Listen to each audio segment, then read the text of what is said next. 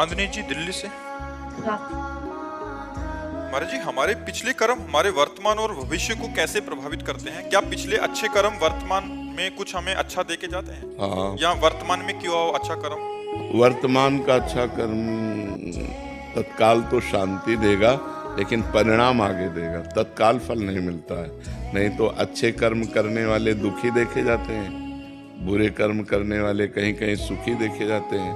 तो वर्तमान में वो बुरा कर रहा है तो उसका परिणाम भविष्य बुरा होगा। वर्तमान में भला कर रहा है तो उसका परिणाम भविष्य अच्छा होगा। वो हो सकता है अगले जन्म में मिले, लेकिन अभी वर्तमान में जो हमें भोगने को मिलेगा वो पूर्व कर्म का मिलेगा। हम बुरा करें या भला करें उसका कोई परिणाम अभी नहीं मिलेगा, अभी हमें पूर्व का मिलेगा। अब उसका परिणाम ये मिलेगा, अच्छा करेंगे तो अभी हृदय में शीतलता होगी, बुरा करेंगे तो हृदय हमारा जलेगा, लेकिन कर्म का परिणाम आगे प्राप्त होगा। हमारा शरीर जब रचा गया तो दो कर्मों से रचा गया, पाप और पुण्य। तो पूरे जीवन भर उस रचना का भोग हमें भोगना पड़ेगा। जो विधना ने लिख दिया, छठी राव के अंक, राय घटे न तिल बढ़े, रहुरे जीव निसंग। पूरे जीवन में सुख दुख का चक्र आता रहेगा।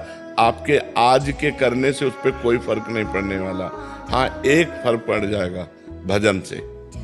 यदि आप भजन करोगे, भगवान का नाम जप करोगे, तो आपके अशुभ नष्ट हो जाएंगे, पाप नष्ट हो जाएंगे, प्रारब्ध को सहने की सामर्थ्य मिलेगी और आप आगे निकल जाएंगे। नहीं तो अगर भजन से वो कटता नहीं तो भगवत प्राप्ति और मोक्ष किसी का होता ही नहीं, क्योंकि अनेक जन्मों के कर्म तो हमें बार बार जन्म मरण में ले जाते। तो भजन से वो सब कट जाता है। एक साधन केवल है, नाम जप, भजन। जितना भजन करोगे उतना बुरे प्रारब्ध को दबाएगा, अच्छे प्रारब्ध को उभारेगा और आपके दोनों को नष्ट करके भगवत प्राप्ति करा देगा। मुकेश जी दिल्ली से। राधे राधे महाराज जी। महाराज जी, जीवन में बहुत कुछ तो ज्ञात नहीं है, जितना भी अल्प सामर्थ्य युक्त साधन करने से बदलाव और प्रकाश ना आए तो क्या करें जिससे उत्साह और प्रकाश आनंद आए? उसी साधन को और बढ़ाता जाए। जो साधन पकड़े, पर वो साधन शास्त्र सम्मत होना चाहिए, संतों द्वारा सेवित होना चाहिए, मनमानी नहीं होना चाहिए, नहीं तो उस पर विश्वास नहीं है। जैसे गुरु परंपरा युक्त सिद्ध मंत्र होना चाहिए, गुरु परंपरा युक्त साधना होनी चाहिए। तो वो जब हम साधना करें तो हमें कोई अनुभव ना हो तो भी हमें करते रहना चाहिए। जैसे हम कई दिन के भूखे हैं और हम एक कवल खाएं तो कुछ अनुभव नहीं होता, 2-4 कवल खाएं तो अनुभव नहीं होता। जब आधा पेट हो जाता है तब स्वाद आता है भोजन में। नहीं, आधा पेट तो भरना ही होता है जल्दी जल्दी। ऐसे ही हम अनंत जन्मों में दुष्कर्म हुए हैं, अनंत जन्मों में पाप हुए हैं। तो हमारा जो साधन है पहले उस पाप कर्म को नष्ट करेगा, तब आनंद आएगा। जब वो पाप कर्म नष्ट होगा और जहाँ आनंद आया, अब आनंद बढ़ता ही चला जाएगा, वो क्षीण नहीं होगा। ये हो सकता है 10 वर्ष साधना करने पर नष्ट हो सकता है 10 महीने में नष्ट हो जाए। अब आपकी साधन पद्धति कितनी जोर की है, उतने जोर का वो आक्रमण करेगा।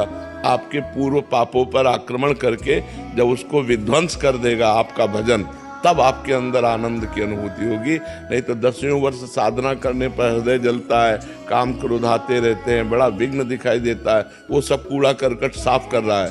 साधन कभी व्यर्थ नहीं जाता, क्योंकि अविनाशी का जो साधन है वो अविनाशी होता है, तो वो उसका विनाश करेगा ही करेगा। हमें धैर्यपूर्वक अपने साधन में लगे रहना चाहिए और साधन को बढ़ाते रहना चाहिए, पर साधन के विघ्नों से दूर रहे।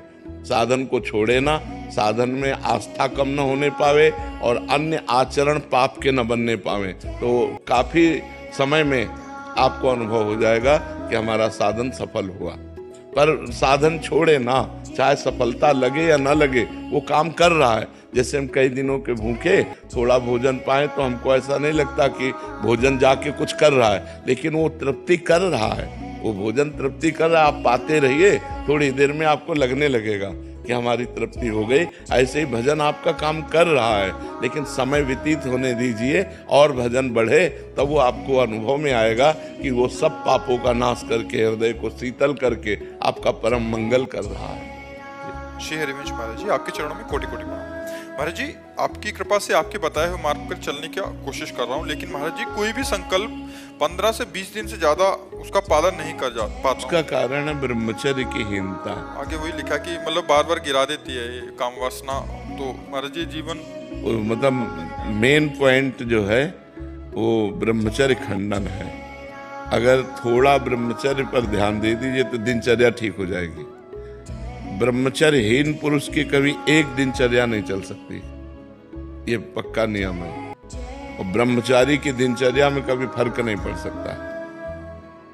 इसलिए कोशिश करो नाम जप करते हुए, पवित्र आहार अल्पाहार लेते हुए, कुसंग का त्याग करते हुए, मोबाइल से या व्यक्ति से कुसंग न होने पावे, शास्त्र विरुद्ध संग न होने पावे, और अपने हाथ से कोई ऐसे आचरण न करे, तो फिर ब्रह्मचर्य का पोषण जरूरी है।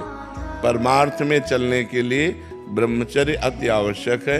यदि चाहे वो गृहस्थ ही क्यों ना हो, तो गृहस्थ का मतलब थोड़ी कि रोज व्यभिचार करो, नहीं, एक उसमें भी मर्यादा है।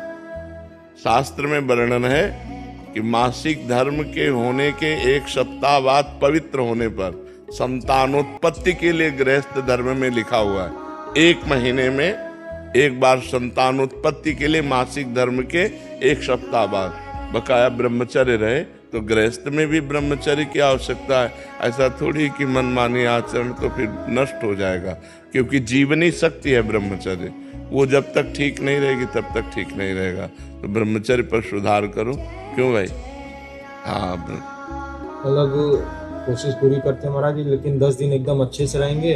हाँ। फिर कभी कभी ऐसा हो जाता है कि एक बार गलती हो जाती है तो पूरा चीज हाँ हो जाता है, वो मन खिन्न हो जाएगा, मन हार जाएगा, फिर उत्साह नहीं रह जाता। वो आपका ही नहीं सबका होता है। तो जो हमारे उत्साह को नष्ट करे, भगवत प्राप्ति के मार्ग में उत्साहहीनता पैदा कर दे, उसके प्रति तो बुरा भाव आना चाहिए ना।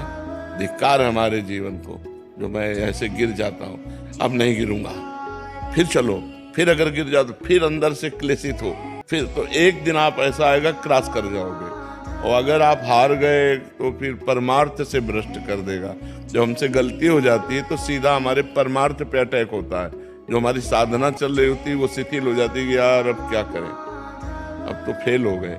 नहीं, हम फिर कमर कसें, फिर आगे बढ़ें। 1000 बार फेल हो जाए तो 1000 बार हम प्रयास करें। ये मनुष्य जीवन को हम व्यर्थ नहीं जाने देंगे, हम इसे भगवान की प्राप्ति करा के ही रहेंगे। समझ रहे हो ना? हारो मत। जब आपका साधन आगे बढ़ जाएगा तो सब प्रपंच छूट जाएगा। अभी साधन ही लड़खड़ा रहा है, बार बार साधन टूट रहा है। 10-5 वर्ष एक रस साधन चल जाए, वही सिद्ध हो जाएगा। तो आप थोड़ी मेहनत करो, थोड़ी हिम्मत करो, थोड़ी लड़ाई लड़ो मन से, तभी आप जीत पाओगे। और नाम जप करते रहो। नाम जप करते हो? हाँ, नाम जप करते रहो और लड़ाई लड़ते रहो। ये लड़ाई है बहुत बड़ी लड़ाई। पूरे विश्व को चौपट किए यही मन, पूरे विश्व को चौपट किए। मनमानी आचरण भोग बस इसी में लगाए हुए। परमार्थ ऐसे चढ़ाई और पतन ऐसे है। तो चाहे जैसे जल को छोड़ो तो नीचे की तरफ सद से चला जाएगा, लेकिन ऊपर की तरफ चढ़ाना है तो यंत्र की जरूरत पड़ेगी। ऐसे ही मन को छोड़ो, भोगों में चला जाएगा, लेकिन ऊपर चढ़ाना है तो नाम और मंत्र की जरूरत पड़ेगी। जितना नाम और मंत्र जप करोगे उतना ही मन ऊर्ध्वगामी होगा, और जितना आप छोड़ दोगे उतना ही अधोगामी हो जाएगा। इसलिए खूब नाम मंत्र जप करो, और शास्त्र के अनुसार जो निषेध है उसका संग मत करो। पराई बहन बेटी का संग मत करो, मोबाइल से गंदी बातें मत देखो, गंदे लोगों का संग मत करो, गंदे विचारों को अंदर जब आए तो उनको काटो नाम जप के द्वारा, कोई गंदी क्रिया ना होने पावे, तब जाकर हम आगे परमार्थ में बढ़ते हैं। नाम जप करते करते कब नाम छूट जाता है, कब गलत चीज में लग जाते हैं महाराज जी, इसका पता नहीं। हाँ, एकाग्रता भी समझ नहीं पाई ना, नहीं तो 1 सेकेंड की भी हरकत को पता चल जाता है मन की। जब आप एकाग्र होंगे ना, अंतर्मुख होंगे, तो 1 सेकेंड के हरकत मन गया।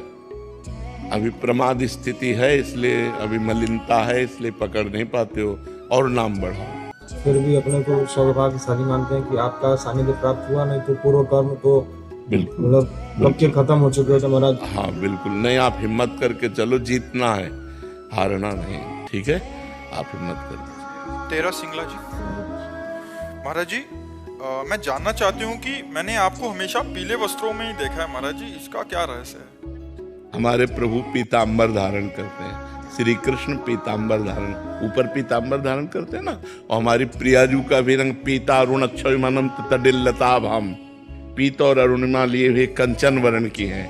तो उन्हीं के प्रिया और प्रीतम के हम उपासक हैं, और हमारे गुरु ने हमको पीला वस्त्र ही दिया, तो सब जितने हैं सब पीले ही धारण करते हैं। आपको जिज्ञासा हुई कि भगवा पहनते हैं साधु संत लाल हाँ, वो सन्यासी होते हैं, हम वैष्णव हैं, और वैष्णव में प्रिया प्रीतम की उपासना है, तो प्रीतम का पीतांबर और प्रियाजू का रंग दोनों मिला करके पीत वर्ण, ऐसे हम नीचे मार्किन पहनते हैं, ऊपर बनियाइन और बस पीला, बस ये सबकी पोशाक होगी। राधा रानी जी को पीला रंग पसंद है क्या, जो महाराज जी पीला रंग पहनते हैं? हाँ, राधा रानी को पसंद, क्योंकि उनके प्रीतम पीतांबर धारण करते हैं, और राधा रानी का स्वयं का जो स्वरूप है पीत और अरुणिमा मिले, पीता अरुण अक्षय अनंत तडिल्लता भाम, अनंत बिजलियों की सी कांति प्यारी जू सुंदर है।